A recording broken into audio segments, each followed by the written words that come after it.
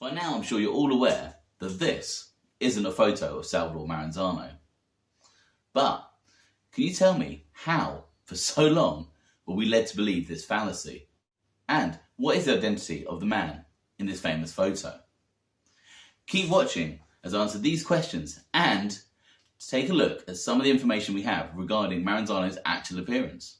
I was only 7 when my mama got depression, really had to watch it happen in the worst way. Didn't want a present, I just want to see a present, but she just too drunk to even make it on my birthday. I was just a kid back then, trying to get a grip on the shit back then, try to play it off like shit happens. It's a real dark place, I ain't been back.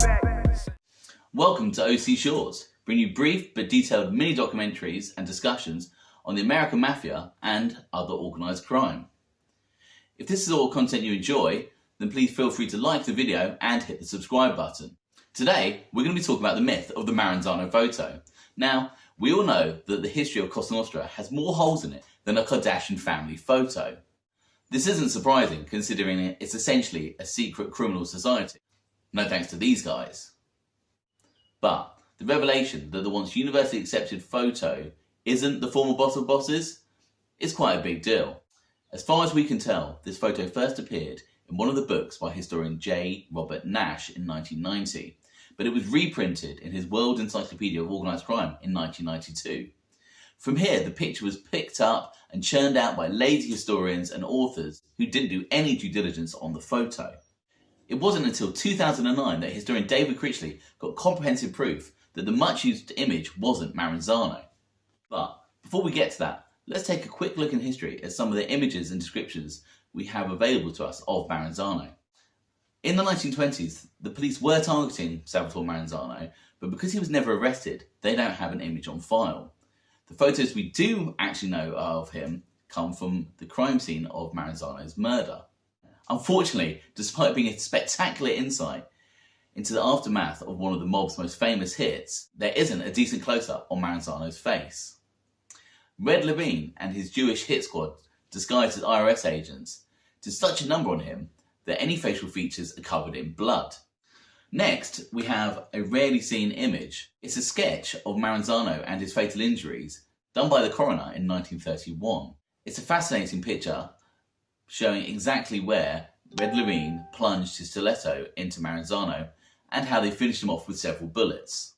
Maranzano's protege, Joe Bonanno, provides an idea of his description in his controversial autobiography, A Man of Honour. Joe describes him as robust, about 5 feet 9 tall, full-bodied, with no excess flaccid flesh on him, deep-chested with sturdy muscular arms and legs. Maranzano was handsome. Unfortunately, apart from sounding like Bonanno had a slight man-crush on Maranzano and his sturdy muscular arms, we're still not provided with adequate information regarding his facial appearance. Joe Bonanno was probably one of the people who knew Maranzano closest, and yet even he, in his autobiography, still can't manage to rustle up a photo other than one of those from his crime scene. In 2009, after David Critchley's revelation around the photo, the excellent historical crime magazine Informer took the coroner's sketch and blended it with the crime scene photos to produce this image. Obviously, this won't be 100% accurate, and despite looking slightly like silent screen star Rudolph Valentino, may provide us with the best idea of Maranzano's appearance. However, there was some excitement as recently as 2019 regarding a potential discovery of a Maranzano photo. A Canadian researcher bought an Italian magazine from 1931 called Piccola on eBay. In this magazine there was an article around Maranzano's murder, which was accompanied by a photo labelled with his name. Unfortunately, after some quick investigation, this photo was found to be a German serial killer called Peter Curtin, also known as the Dusseldorf Vampire. Something which was probably a tad embarrassing even back then to the editor of Piccola magazine when it was pointed out to him. So, time for the big reveal. Who is the man in the famous Maranzano photo? It is, in fact, Salvatore Messina. Who? Salvatore Messina and his brothers were a British-based, Maltese organised crime outfit.